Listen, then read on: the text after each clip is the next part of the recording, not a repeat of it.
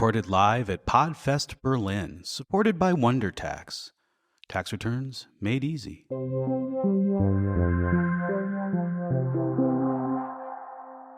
The world might be going to hell in an overheated handbasket, but as long as there's a podcast festival, how bad can things be? Megan and Konrad are joined by Maria Dębińska, Izzy Choksey and special musical guest Eden Ottignon in front of a live studio audience at the Berlin Podfest to discuss Climate Grief, Konrad's film, and the delights of bisongrass vodka. Na zdrowie. In Berlin's heart, where news is unveiled, Megan and Konrad with German tales. The German news, it's tough to bear, but with mega cans, they're ready to head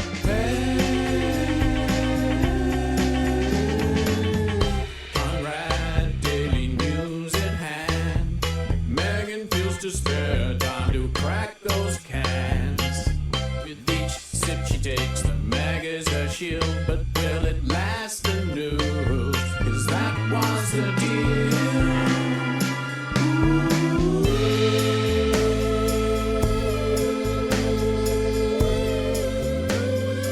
Ladies and gentlemen, Eden Ottignon. Woo! Thank you, Eden. Hello, everyone. It's time for a live Megan's Megacan, which we're really excited about. Thank you so much for coming. I'm Megan. I'm here in the Podfest Berlin in the noisy rooms. I'm here with Konrad Werner. Hello, Konrad. Hello. And I'm here with also some lovely guests. Can you introduce Izzy? And I'm going to just check that I'm getting everything right for introducing Maria. This is Izzy Choksey. Hello. So Izzy is an expert in energy and the German energy transition. Mm-hmm. And she works for an NGO called E3G. Yeah. And A climate NGO, a climate think tank, yeah. Climate think tank. Mm-hmm. Also a semi-regular guest on Megan's Megacan. Every time we want to talk about German climate policy. I do like it. It's a very nice environment that you create. Oh, yeah. Well, That'll be the booze. And we also have another guest, first-time guest. Hello, Maria. Hi. This is Maria Dębińska, who is a social anthropologist and occasional activist of various causes. And you are from Poland. Yes, I'm from Warsaw. I'm based in Berlin right now because I'm a fellow at the Institute for Cultural Inquiry. But I'm also based at the Polish Academy of Sciences. I'm like an academic anthropologist. Okay. And before the pandemic, you were involved with a number of climate initiatives in Poland. Right. Okay. Also quite a big day for Poland today. Yes, I spent 2 hours in the line to vote. Oh, wow. 2 hours? Is that... Oh. Yeah, I think they reduced the number of voting points, so the lines are quite long. Okay.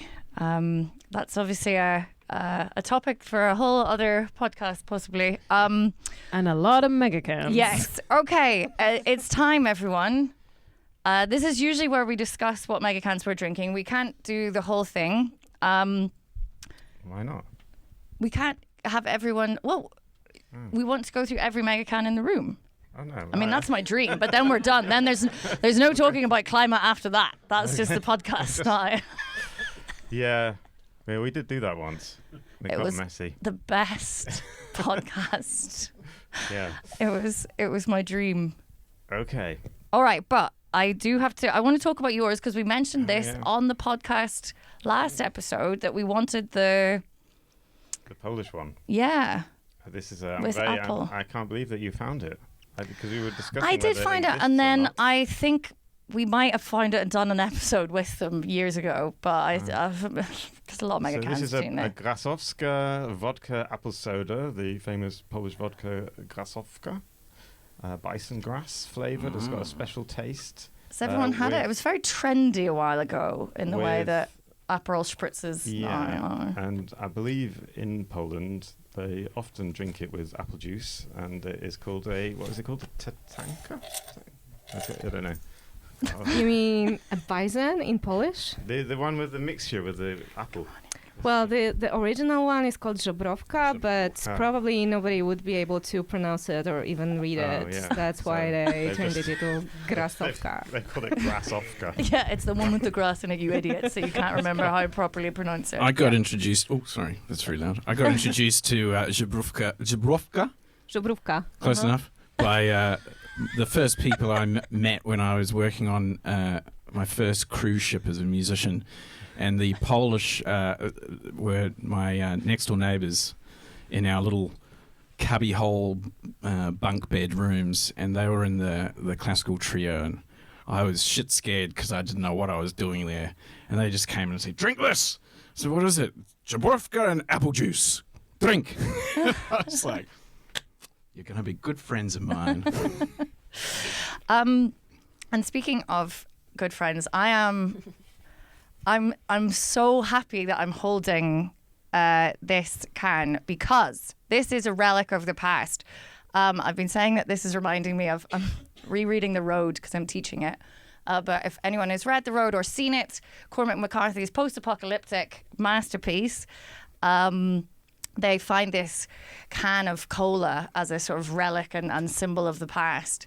And as we know, amongst many terrible things that have become normalised in our current climate, the Gordon's Gin and Tonic Mega Can has been reduced with absolutely no consultation with the public or experts from 330 mils to one of these skinny... Hold it up. Hold it up so we can all glare at it.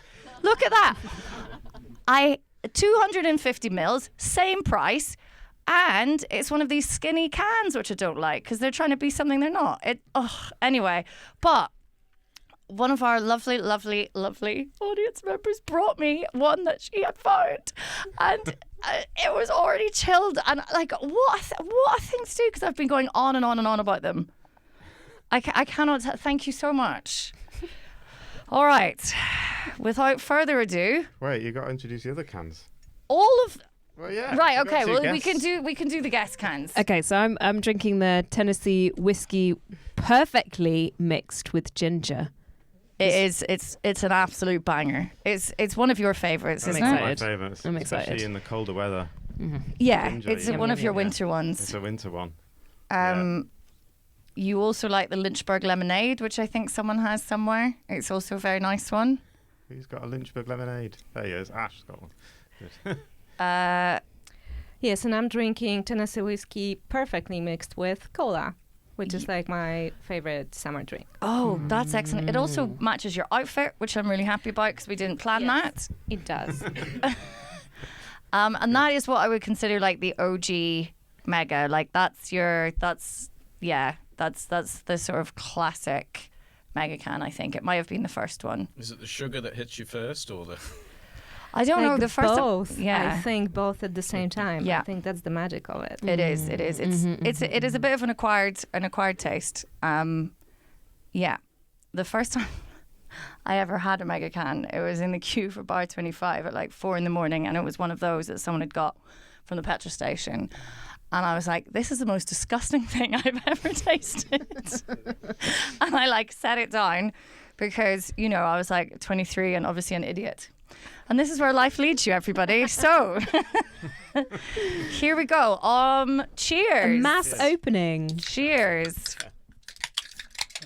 Oh, man. That was such a great sound. Oh, I'm so happy. Yum. This has been yum.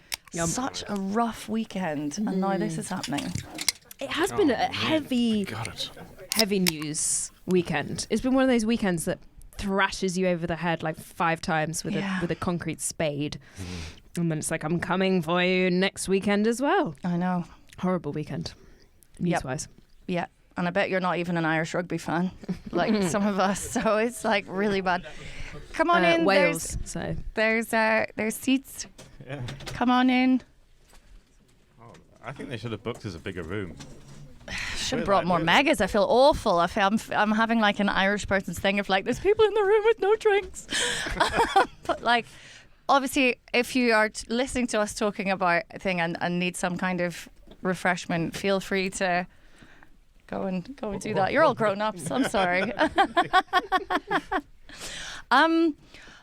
Okay. Okay. You made a film. Yeah. And it's amazing. Thank you. Well, yeah. Tell us a little bit about, because you're not a filmmaker. You're a journalist. Yeah. By trade. So what happened? How did you get here? Basically, I had a kind of midlife crisis, and I wanted to. And I just thought I better do something, and I was. And one of the articles that I was writing at the time, because I write a lot about German politics, as you know, and one of the articles I was writing at the time was about the Reichsbürger and especially the Hannibal network. Have you heard of them? Yeah, because you insist on talking to me about these fucking things. So that was like an underground... Against my will, yes. Yeah. But maybe not everybody does, so... Yeah. So that was about 5 years ago, and that was when they were uncovered, and it was like an underground network of neo-Nazis and assorted conspiracy theorists who were collecting guns and food, and there was like really dark stories about how they'd stockpiled body bags, and they were preparing, according to a load of text messages that came out at the time that they discovered, that they were preparing for what they called a Day X. And then it suddenly began. Like a couple of days later, the Interior Minister at the time of Germany said, "We are going to update the list of people who are being watched by the Verfassungsschutz, the domestic intelligence agency that watches extremists across Germany, and we're going to include on this list preppers, as in people preparing for, like just people who want to bring down." The government, and they consider this list is supposed to be a list of groups of extremists who think about who are a threat to German democracy and order. So I started getting interested in this group then, and I interviewed a couple of them. Of course, they were very outraged, and they said, we're not all weirdos and Nazis and stuff. And I kind of got more and more into it, and because I was looking for something to make a film about, and I thought, it would be interesting to make a film about these kinds of people. Because, I thought at first when I started making the film, I thought it would just be a funny film about, people worried about the end of the world, and it won't be that people, that'll be hilarious.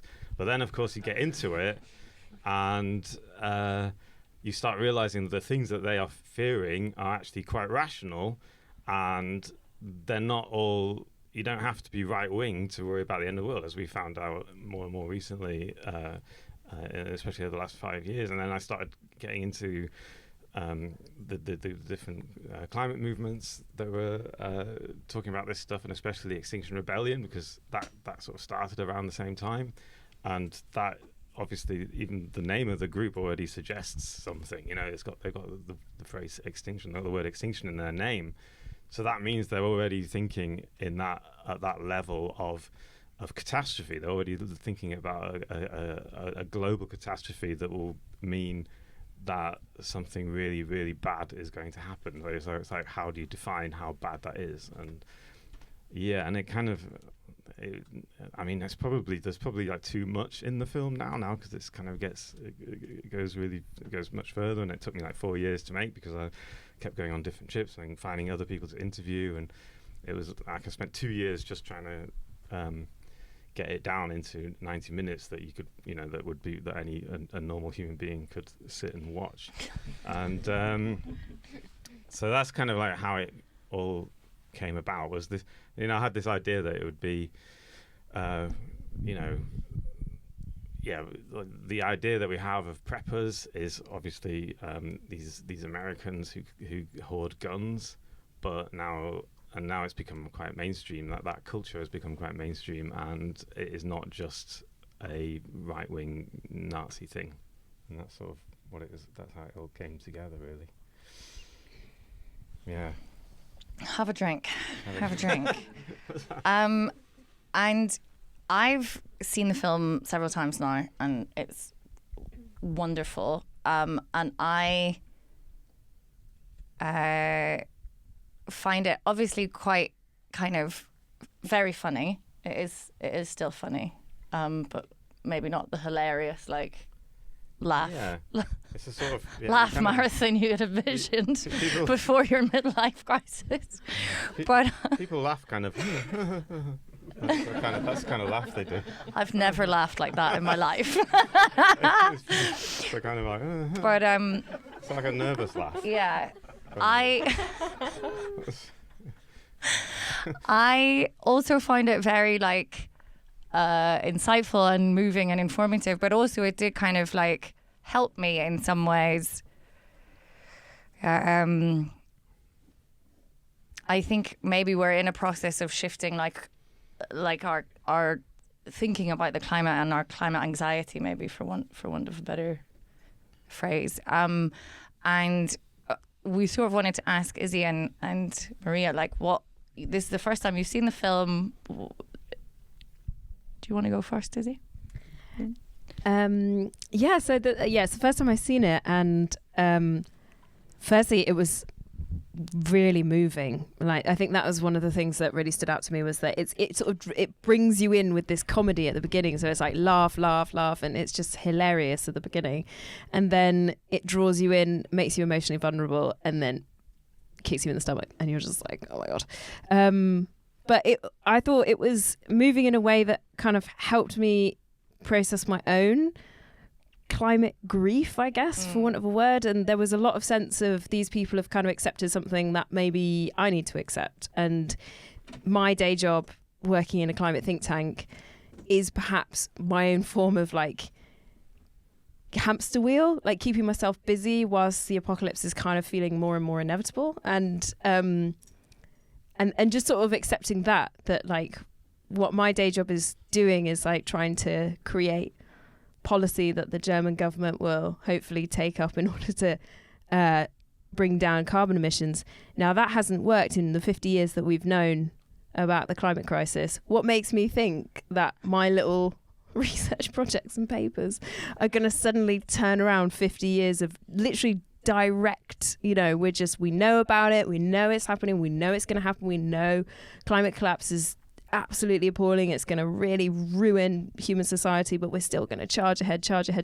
What makes me think it's kind of mad to think that I spend my days 35 hours a week away from my kids to write sort of policy papers that are never going to get, it's sort of like, I think it's that acceptance of like, I'm on this hamster wheel, sort of keep myself busy and put money in my bank account, but I don't have any hope that it's going to help things. And presumably you haven't always felt that way. Has this been like a gradual shift from climate, like being committed to the, like from wherever it was to what you're now calling like climate grief? I think this government has been more disappointing than anything than things that have come before. You elect like a so-called progressive government. You have like two so-called progressive parties in it, the SPD and the Greens, who want to make change, and you get also like a good start with that with the coalition agreement as well. Not to get too deep into German politics, because that's kind of not really what we want to do here. We want to talk about the film, but I think that's been quite depressing, just watching that play out and seeing that silly, ignorant, non-information based, non-fact based, foolish and really short-sighted electioneering by the smallest party and also the SPD as well. We can't have a single fucking episode without that fuck Christian Lindner, can we? We've even shown a film, we've done a whole thing, we've changed the format, we've got a thing, and he's still here. Yeah, he really bums me out. He's really bummed me out. I don't know, maybe he's pushed me over the edge from being like, we could do something, to being like, no, it's done. Anyway, Maria. Well, I love the film, and it was hilarious, and at the same time really like moving some like very deep chords or something. And one thing that really struck me was the timing, and that it ended with the pandemic, and that it covered the time that led up to the pandemic, like 2018 and 2019, which was also the time when I started to be interested to do some research on climate and to realize how bad it really is, and that basically the change has already happened, but also it was a time of big mobilizations in Poland, because there were those IPCC reports that came out. It became like a bigger topic in a wider society, not just in the activist circles. And then it all stopped with the pandemic, because the pandemic kind of killed lots of organizing that was going on, because suddenly people were busy like hoarding old flakes.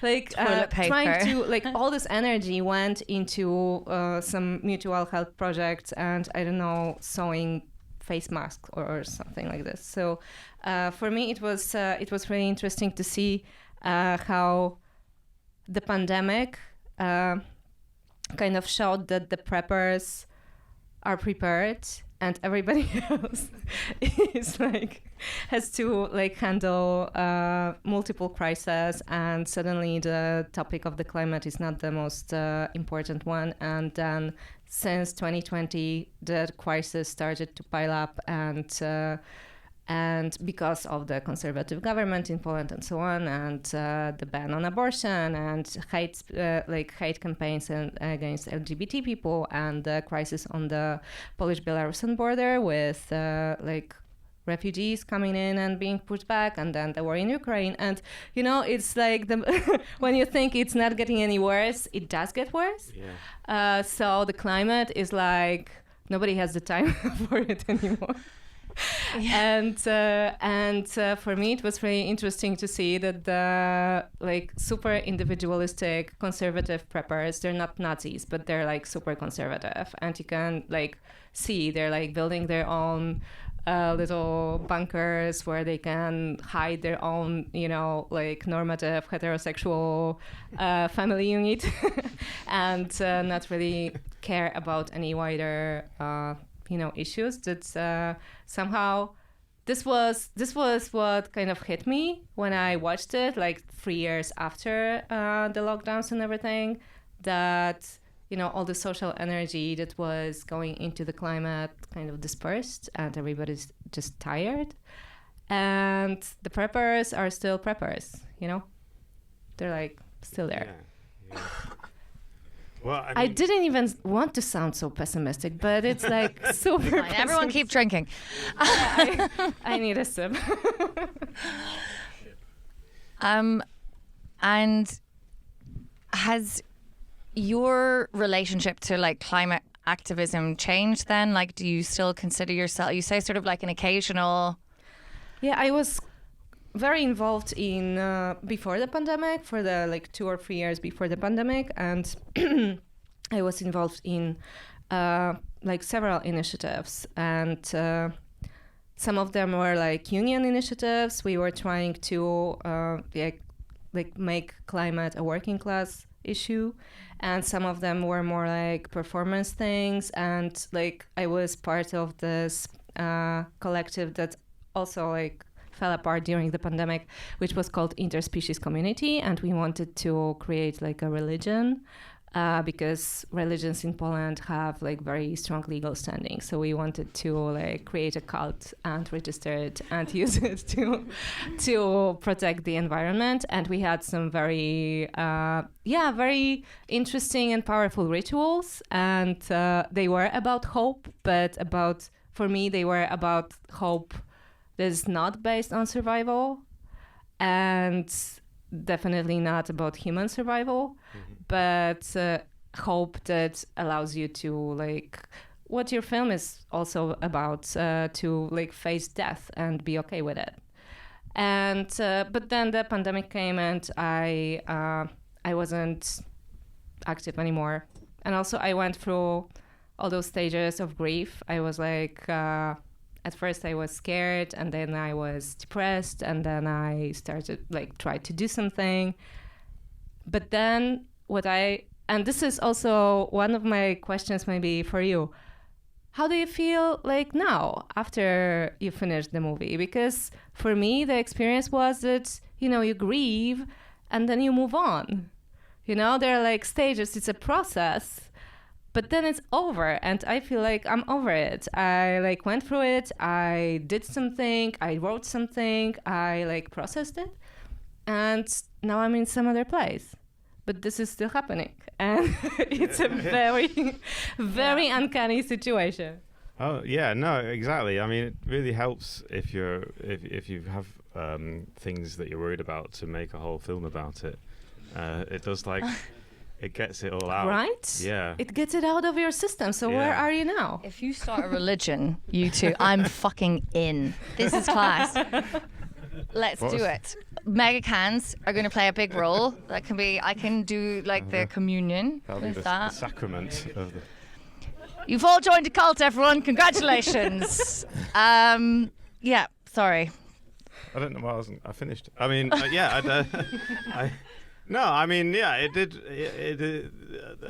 Now, when I watch the film now, it's like much more distance for me. It's like watching another person. It doesn't like, and I mean, I'm not like I wasn't exaggerating in the film. Like I did have anxieties like that when I started making the film, and I could understand. I was certainly looking for people who had the same anxieties, but the kind of arc that you see in the film, where it kind of ends up. Me sitting in a tent in a teepee in Norway, and she just says, "Stop worrying. You know, we've been through all this before. You know, I mean, this is and I think that was that is kind of real. I mean, that is sort of how I kind of ended up. Yeah. No, I've got to find another trauma to make a film about. But yeah, that's all. I really resonate with that as well, actually. Like, as someone who comes from a history background, I think when I get very overwhelmed by thinking about the future and collapse and how societies will, or the sort of like possibility that human civilization is kind of coming to an end, and I guess in your film you interview Mr. Ghosh, who wrote The Great Derangement, and he's kind of looking at the past and the present, and not really. He's like, I don't know about the future, but he looks at the past and the present and tries to analyze where we are based on where we've come from. And I find it very comforting in a way to think about the fact that humans have managed to get this far, and always managed to find a way to survive and to build incredible things. And we've seen that, 2-3 generations ago. The whole of this continent was basically in rubble because of some crazy fucking lunatics who stole the narrative and made millions of people follow them. And Our yet cult will not be like that. It'll be good. It'll be fine, and no one will be in rubble. But out of that came amazing institutions that gave us like 70 years of peace in this part of the world, so I think like at the same time, like I try to look to history to try and be a bit more comforting and think like that it's not, humans do have an incredible capacity to recreate and to build something better than there was before. So I liked that part of your film. Good. That was good. Can we just end on that note? That would be really nice. So what then, I guess, if we work through because I also think that, and I think you make this point in the film, like the anxiety and the panic is very real and very justifiable and very natural, but it also doesn't get us anywhere, really. Like if we're panicking, I don't know, like it's a paralyzing kind of emotion.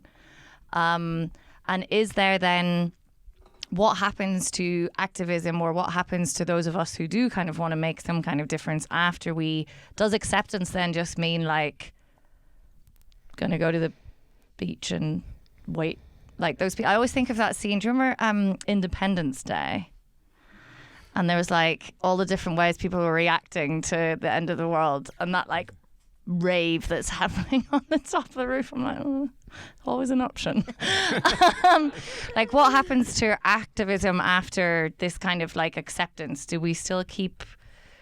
Well, I think, yeah. Well, I think that's because I think that the whole point is you're not supposed to just give up. I mean, I think that the idea that like all the people especially the Good Grief Network, which is this group who are helping climate activists specifically, and they have this program, and they're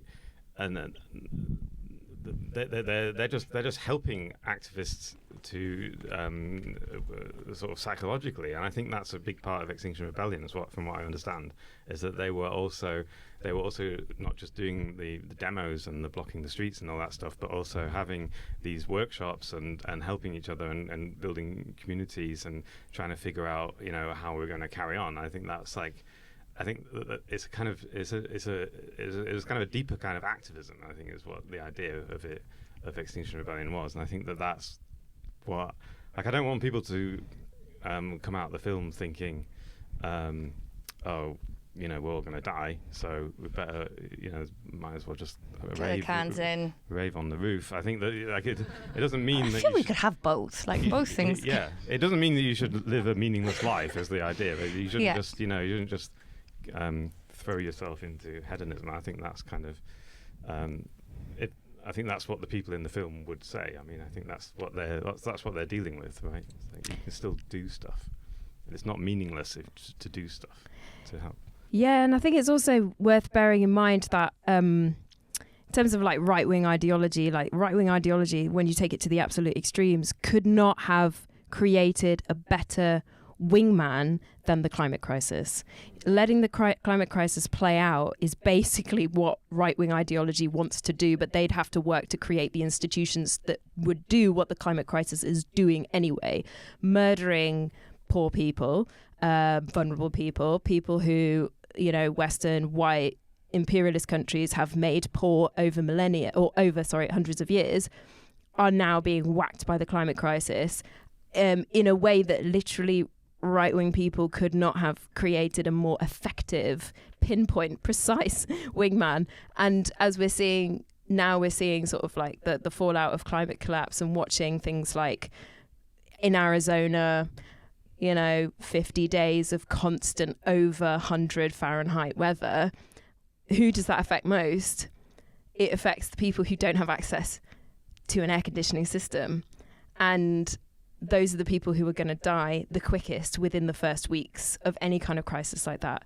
So in order for the right wing to kind of get their dreams and get their ideological missions achieved, they don't have to do anything. They literally just have to sit back and cause sort of enough ideological chaos that no one really knows what to do until things play out in their way anyway.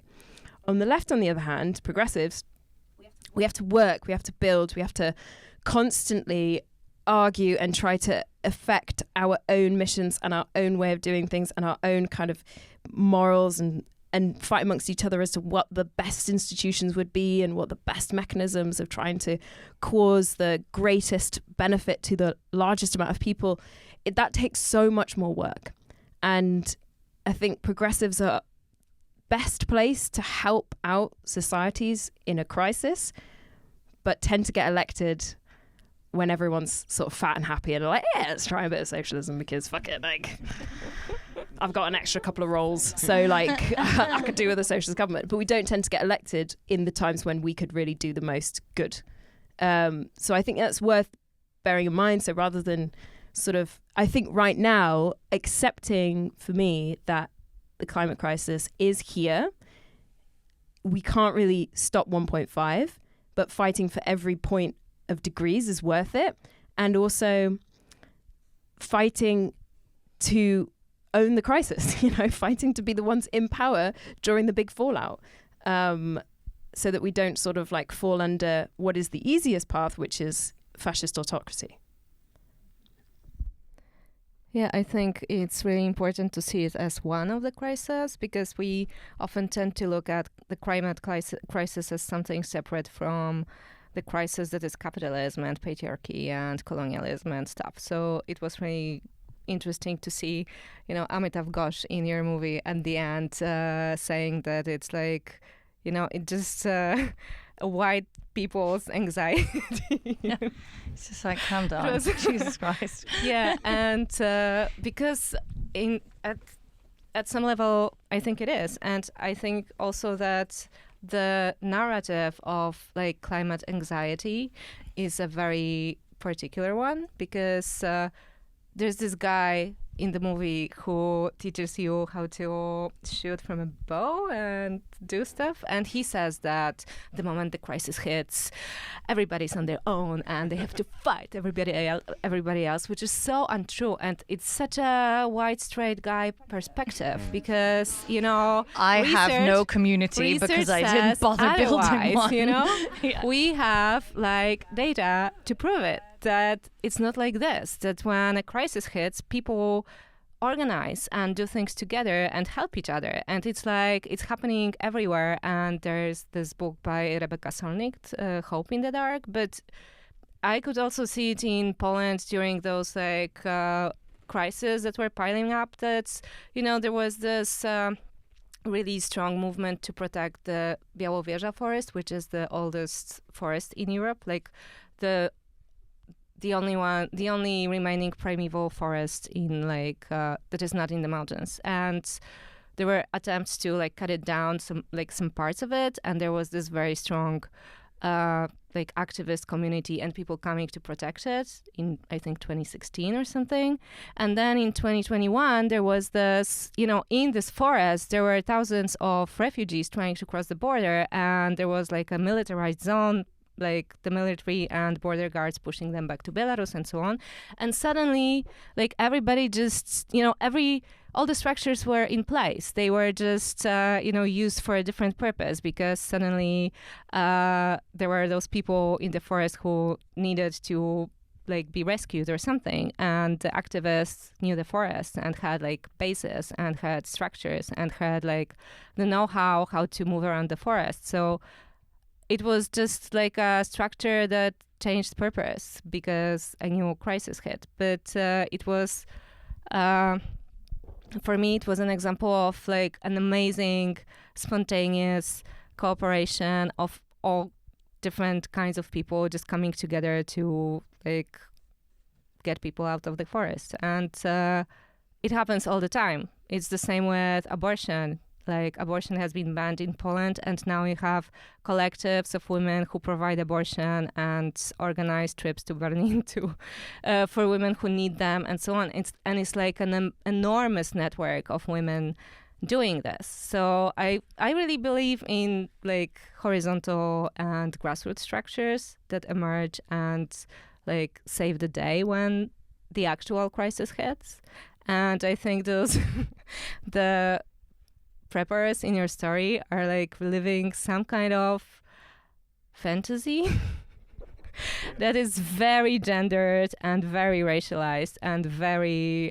I would actually be interested, what's your take on it? Like, what are your thoughts? What's wrong with straight white man guy? Let's go. I'm loving this. Explain yourself. Why? It's no. Not explain yourself. It's an honest question. I think like after doing this, you must have like some really interesting thoughts. Where to start? Yeah. Yeah, it's really true that if you Google preppers and you look for preppers, because that's what I did. I went on Facebook especially, and I found prepper groups on Facebook, and they are very, white male dominated areas. You don't see a lot of female preppers. They do exist, but it's not as many.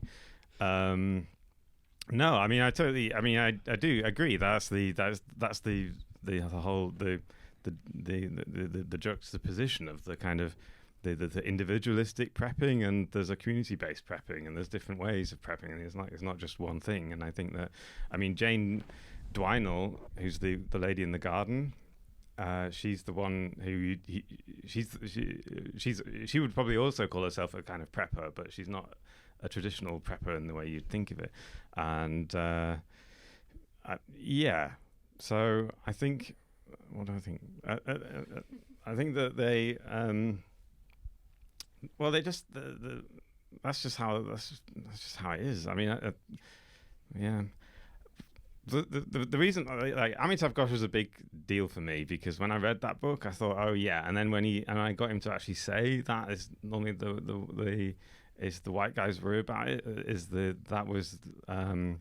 that kind of made me change the whole ending of the film and made the film. Then I realized I have to find some indigenous people, because he actually said to me after the interview, he said, you can't make this film without indigenous people in it. And so I think, oh shit, I've got to go and find something. And then so I was going to go to Canada at first, but I couldn't because of the lockdown and COVID. So I went to the only ones that were left in Europe, which was the Sami people in northern Norway. And they have this, and that was just like driving around for ages trying to find someone, and someone told me there was a shaman living in this house. Sorry, that's not really relevant. So the point was that, the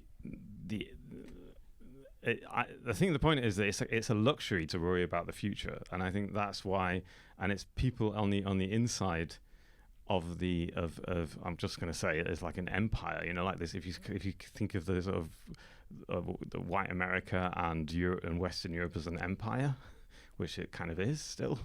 They're the ones that have the luxury of worrying about of losing their power, and that's what they're really worried about, is losing their power, and that's all that is something that you find in all empires throughout history. They're all worried about the end of the end of the world, but what they really mean is the end of the empire. There's a lot of literature about that stuff, about like how the literature of the apocalypse sort of mirrors the literature of empires falling. Does that answer your question? I think so, yes. Thank you. Okay. I'm delighted. I thought this was going to be really, really depressing, to be honest. Because we were talking about like climate grief and all of this, but actually I don't feel good about it. It's not good. And it obviously like disproportionately affects like vulnerable people, global south, like all of that kind of stuff. But I do also think that a lot of the anxiety about it then that we're fed is maybe this kind of fear of loss of empire, and also this narrative of like when the shit really hits the fan, you're on your own, it's just you and like your family trying to make it through a world of people who are trying to kill you and eat you. I don't know why I teach. I'm a teacher, for anyone who doesn't know. I teach the road this time every November. When the weather changes, we start the road. And like it's so beautifully written and it's so gorgeous, but it is just and very indicative of a lot of the, and we do, I think, also get a lot of, because we are and we've talked a lot about narrative or mentioned narrative, and we are human, we are story kind of telling machines, and we build our reality based on the stories that we tell. And a lot of our sort of fears around this comes from like dystopian fiction, post-apocalyptic fiction, and that kind of idea that is what it's going to be. And a lot of that is like white male driven. I don't know. But not your film. You're breaking the mold. Okay. And I love it. Okay. Phew. Do we can't do this in when it's just me. Yeah. I'm quite drunk. Just like turn my head around, a bit like when you stand up. Are you going to ask the audience if they have a question? Would anyone like to ask a question to join the discussion? No? Okay. Oh yeah. Yes. I have a question. Yeah. You can ask about anything within reason. Can you give her your mic? I can give you my mic. Hang on. Oh God, can I stand up? Right, you're going to have to move straight. Oh, wow. Yeah, I just You can come. All right. Okay. So we'll edit this bit out. Okay. Hi. So I love the film. It was really funny and it was great. And I love the fact that it finished on a really positive note of like, so this civilization collapses, who cares? Which I really liked. But actually my question relates back particularly for Izzy, having been at the Radio Spätkauf recording this morning and seeing the Letzte Generation people talking about everyone getting arrested. And so seeing that, like hearing that and then seeing this, And for those of us who perhaps for various reasons are not in a position to be arrested because we're not citizens or can't do that for work purposes, how do we contribute or do something that actually makes a difference, like that we could do kind of as an activist thing that still feels like contributing? So yeah, that's an amazing question. Yeah. That's an amazing question. And I think obviously like the simple answer would be like try to build community wherever you can. But I think the thing that I'm really gravitating towards at the moment more and more is that we already have all the answers. Especially if you're sort of like someone on the left and someone who, you know, follows and wants to promote progressive values and progressive ideas. I think fat, happy societies make good decisions in a way that people who are insecure and feel a sense of constant worry will gravitate towards the simplest answer because it's someone telling them that everything is going to be okay. So I think simple answers to complex problems, which the right tend to offer and fascism tends to give out like candy, is something that an insecure population will gravitate towards easily. So I think that if you are, you know, I think the one of the most incredible movements of the past like 10 years has been the Black Lives Matter movement, which I think has done more to promote climate action than any other movement that has been created. And the reason I say that is because Black Lives Matter has really woken up the world to the fact that, you know, these are populations, or we are population, we are living amongst populations who are systematically disenfranchised. And that is what the climate crisis does. It systematically targets people who are in the weakest position to be able to fight against it. So I think in order to fight the climate crisis the most effectively, you've got to do what you can in your community to make people fat and happy. So like build back the welfare state, you know, like down to neoliberalism, vote for progressive parties, workers' rights, everyone join a fucking union. Like join your union tomorrow if you haven't already. Everyone, 80% workforce in unions means that we will have way better wages, way better working conditions. We will become fat and happy and able to make good decisions about things like the climate that won't feel like the extra stress, the extra pressure that we just cannot take because we've got too many other crises to deal with. So I think creating fat, happy populations is the way that you combat the climate crisis. And that means essentially just going back to basics: workers' rights, welfare state, housing for all, stuff that we're already doing. So I think the answer is, if you're already fighting for those progressive values, then you're already doing enough, and just keep doing it, if that helps. Woo! I know. I love having Izzy on the podcast because I'll just start going, look at her go. It's amazing. It's a mega. I know. It's a good. Any other questions? You can ask these questions. Come on. I'm also a teacher, so I can wait for ages for hands to go up. We could do this. I could honestly do this for 20 minutes. Really? What do you do in a class if no one asks a question? You say, we can wait? You just wait. You just like, we can wait. Like, do you think you're going to have break time? Education is not something that's being done to you. I'm not Netflix. Come along, children. Hands up. But also, you're grown-ups, and that would no be one's inappropriate. leaving until someone asks a question. No one's having lunch. Yeah. Oh God. Sorry. I'm not going to get down in this chair. Thanks. I have a different, not specifically climate-related question.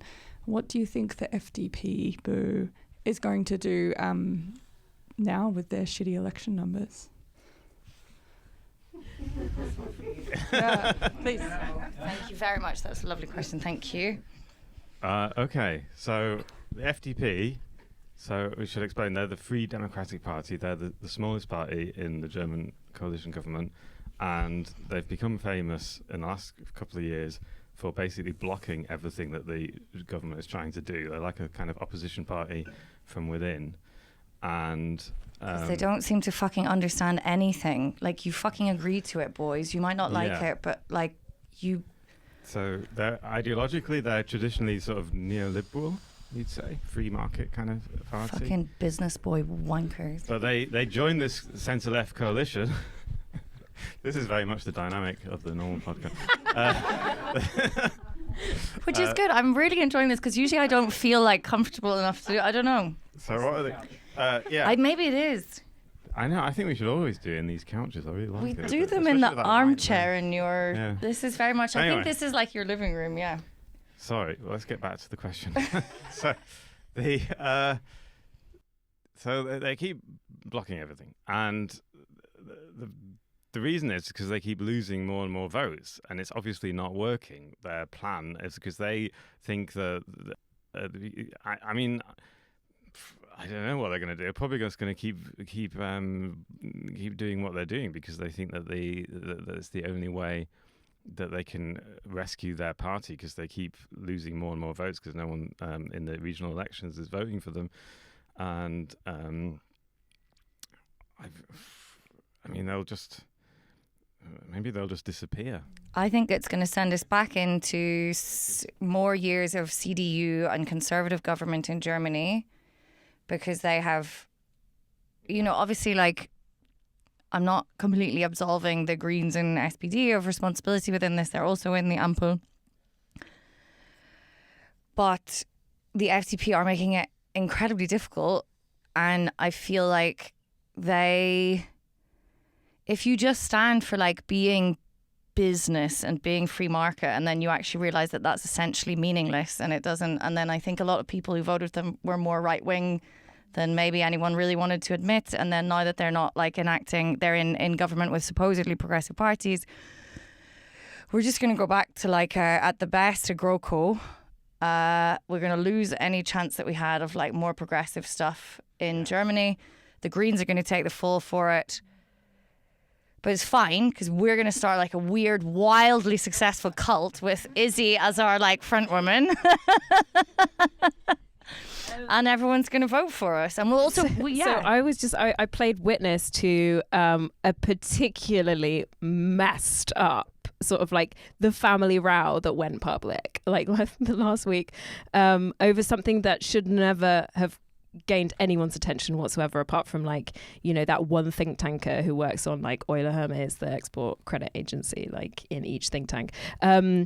And so I work on export credit agencies as well as other things, and they were about to change their policies so that essentially they could cut out funding for fossil fuels and move funding more into like green technology. So like, yay, and the policy is a little bit complicated, and campaigners would say that we didn't get everything that we wanted, but at the same time, it's much more in the direction of like an export credit agency that is trying to do more good than bad in terms of climate. And this week, this is a 6-month process. This has gone through like, it's gone through like public consultation. It's been okayed by all of the ministries. It's at the final stage, And on Wednesday last week, the Conservatives put forward an emergency question. Emergency question, guys. These export credit agency new rules are gonna fuck up trade completely. Like classic conservative hysteria over these new export credit rules. And the FDP and the SPD, who also did really badly in last week's state elections, both voted with the CDU to send it back to an expert committee because they were thinking that they were going to get some good headlines in the Bild-Zeitung. But the story continues. The Greens, then the next day, on Thursday, Habeck comes out in a trade fair. He basically says, so we've got these great new policies, guys. And everyone's like, wait a second. We saw what happened in the Bundestag yesterday. Don't you have to send it back to expert committee? He's like, no. And then as campaigners, like a lot of campaigners got this email on Friday saying, the expert committee is going to convene in 2025. Until then, these new guidelines are going to be enforced. So it's just like, you guys, what the hell is going on in there? It is complete chaos. And the FDP thinks that it's going to get votes by creating this chaos, but really they just look unsound. They look deranged. They look like they can't run government. They look like they can't govern. And the SPD is learning from them. I think that's what's terrifying, is the SPD is now learning from them and also is now looking incapable of governing. You know, so yeah, I mean, GroKo is all we can hope for. I think that is a good place. Thank you very much to our guests. Is there anything that you want to say, like final words? Do you have anything to plug? What should people do? What? I'm not telling anyone what to do, and I have no final words. I'm not dying yet. I do have a plug, actually. So I am also a co-host on Radio Speckkauf. So if you're not listening already to Radio Speckkauf, then please do sign up to that. We talk about Berlin news in English. So we don't just talk about Germany news. Imagine this, but sober. But with jokes. Like really well researched. And as a spin-off series, I, with a colleague of mine, Anna Marie Harrison, have created a show called Sticking Point. And that is a 4-part, though we potentially might do a 5th part as well. So a 4-part series on the German climate movement, and it's called Germany's Climate Voices. And the idea is to kind of like give you a sense of the German climate movement, how they've changed over the years, and whether they've been effective or not, and trying to understand where it's taking us in the future. And we can listen to that now. You can listen to 2 episodes now. The 3rd episode is actually coming out later this week. Exciting. And we're going to have a very long form interview with someone from Letzte Generation, so last generation. So really like dig into the weeds on, are they radical? Are they not? Are their demands radical? Are their tactics radical? Like really go back to thinking about the 1970s and the bombing campaigns that happened, and try to understand like whether these climate activists today are what we would consider to be radical in terms of that history. Yeah, I've listened to it. It's really good. I can definitely recommend it. Yeah, Izzy knows everyone. Izzy knows all the activists. Yeah. I know a few. The good ones. She's expert on, yeah. So definitely listen to that. Have we got anything to plug? Well, everyone's here. This is the thing. They probably know about our podcast already, or they've just saying in the background, what the fuck is happening? We're sat in a hot room. It's so hot in here. And this woman, what is she talking about? Someone's shouting at the front. I don't know what's going on. Yeah. It's a podcast. You can listen to it on, what is it? On Spotify. You do all that. I just show up with the cans. I just wanted to thank everyone very much for coming. This has actually been a really lovely experience. I usually like die in a heap of anxiety at live shows because I can't like control everything. And yes, it's been good. We've had a lot of laughs, and I don't think we need to like make light of stuff ever. But I will say one thing, because I'm doing a lot of like apocalyptic stuff, talking about whatever. We don't always get the predictions of the future, I think, entirely right, because they're very short on laughs. And I think laughter is important, and humor is important, and building community and all of those things. And if we can take this as like a little microcosm of what could be maybe possible, that would be good. So thank you all very much for coming. I'm going to stop talking. I've obviously had a bit of a cheers to that. All right. Eden.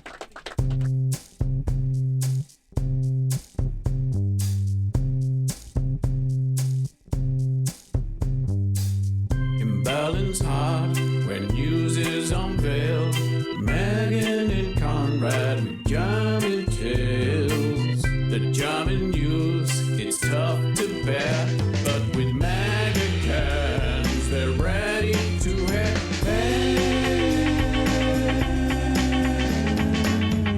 Konrad, daily news at hand.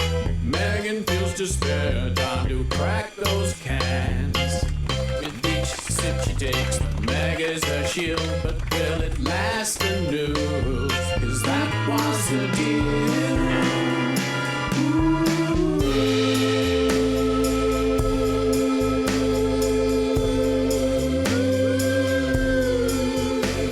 The news is gone, it's hard to digest. It's dusted and schwer, need a little rest. As the news gets heavy, we've got a trick. It's Dynamega to get it in.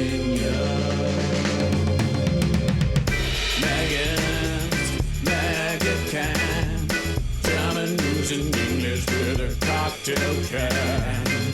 The German news, it's quite a test.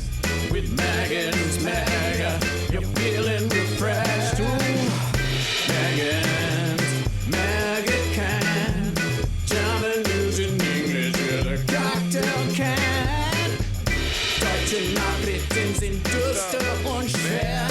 Down the Mega, Defy the fear. Yeah. It's actually quite a positive message. I think so. I like to think that we have quite a positive impact on our listeners. I hope so. We try and get them to defy the fear of listening to the news all day. I mean, it's better than reading a German newspaper, surely. Yeah, I would definitely recommend listening to our podcast more than reading any German newspaper. German newspapers barely have pictures. Like fucking, it's just a brick of text. Oh yeah. It's I mean, awful. you can make a virtue of it. They think it's like so great to have. Oh, not like you Americans with your fucking decadent pictures in your newspapers. What's that, a crossword puzzle? Oh, no wonder you had Trump. Jesus Christ, everyone. Like, there's a middle ground. You have to concentrate on the news. It's very important. Oh, embarrassing. Just have a mega and listen to us. Just a wee picture, maybe a, a diagram.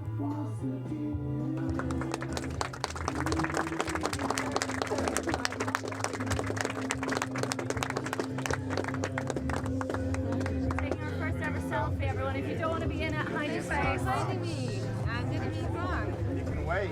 Why don't you all wave? Yeah. I get to show the film before. Sure. Yeah, I would have taken the wine. From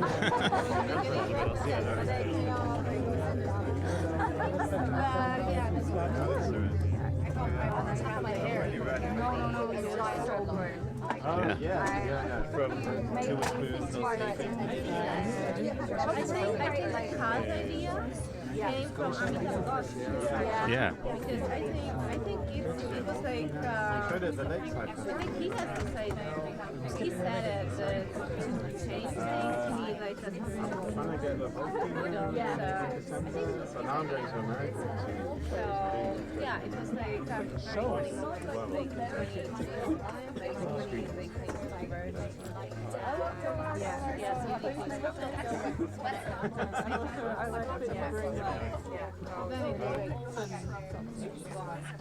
Oh yeah. No, I have to hear the whole thing. How often do you do it? We try and record every 2 weeks. It doesn't always work.